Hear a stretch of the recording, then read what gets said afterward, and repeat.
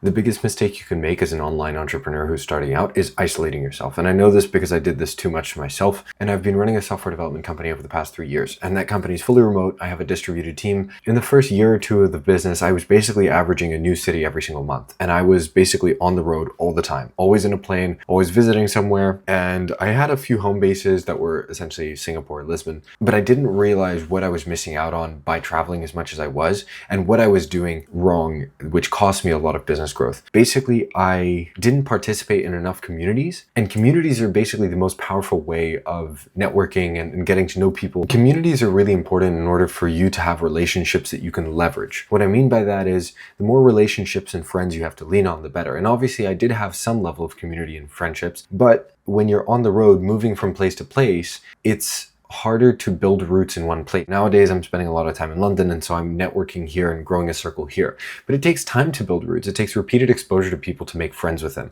If you see somebody once or twice, you're not going to make a lifelong friend that you can depend on. And that's what networking really is building trust through repeated meetings, events, parties, whatever it is, but you see people repeatedly until you make friends with them. If you see an online entrepreneur who's successful and who's always traveling, usually their online presence is basically what steps in as their circle and their community and stuff like that. Basically, that's where they're able to leverage. If they don't have a physical in-person circle, they have an online one if they're going to be any kind of successful. But I can tell you the kind of business that's never going to be successful, and that's the one that nobody knows about. If you don't know anybody, and if you don't have a big enough group of friends, there's no way that you can take your business particularly far because nobody knows that you exist. The thing that I didn't realize I was doing when I was traveling a lot, and I wasn't participating enough in the kinds of communities that there are, that I was foregoing a lot of growth because I didn't go out of my way to form relationships with people who could eventually help me grow my business. And nowadays, that's a very big priority for me, and obviously why I have kind of stayed in one place more. It's because it's really hard to do that on the road. And in general, being on the road all the time is not good for your productivity. I can say that much with confidence. But the worst thing is really isolating yourself. And as an online entrepreneur, it's very easy to do that because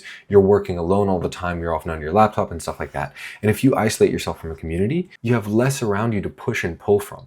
Imagine that you're in the space station and there's no gravity around you. If you float to a spot where you cannot reach anything, you can't move around. There's actually a funny video of an astronaut who's proving this to people on like Instagram or something. The guy was floating in the middle of the space station. He can't reach anything, and so he's stuck. And he was just showing people how it is to be stuck in the space station. That's why it's made to be relatively small, so that you can always touch something. If you are too far from anything, you cannot move in a vacuum when there's no gravity. You need something to push and pull off of, and that's your community around you. And so if you go onto this like online entrepreneur path and things like that, just be wary about making sure that you stay in touch with people and stuff like that. You can still make money, your business can still grow, and my business did grow and it did all right, but I think I could have grown way faster had I just been more involved with the right communities and things like that. You can still build community as you travel, but you have to be intentional about it, and I wasn't, and that was a mistake that I made. My business is in the 6 figures, but I've been running it for 3 years, and there are definitely people who, at 3 years in are in the 7-figure range. And many times I wish that I was doing more, but I realized I don't regret any of my actions. The experiences were worth it and things like that, but I just wish that I had been a little bit more intentional about building community along the way. And if you cannot build physical in-person community, then online community becomes so much more important. And I really missed out on that. I didn't understand that lesson. Online community is a little bit less intuitive to build because honestly,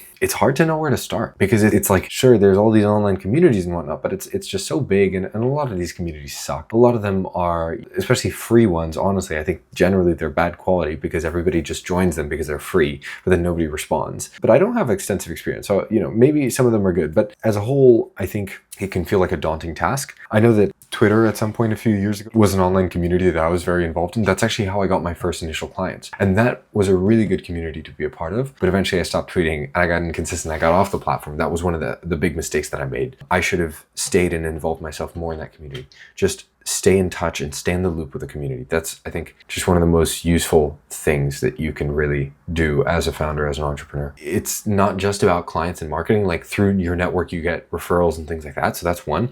But also, you get ideas. You get people to suggest things. You get people who can warm intro you when you need somebody. Oh, I need a designer, I need an editor, I need a developer, whatever it is.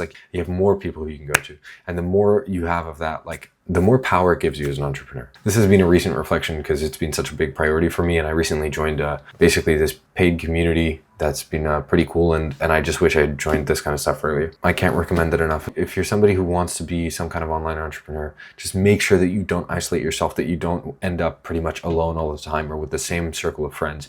You need to evolve that circle of friends, and you need to do so proactively if you're going to be kind of an online remote founder or whatever, because you don't get as much of a default social circle. And it's on you. The onus is on you to go out and be social and get those relationships. Feel free to ask any questions in the comments below. I record every day. I post at the same time every day. And I am going to be going to sleep now.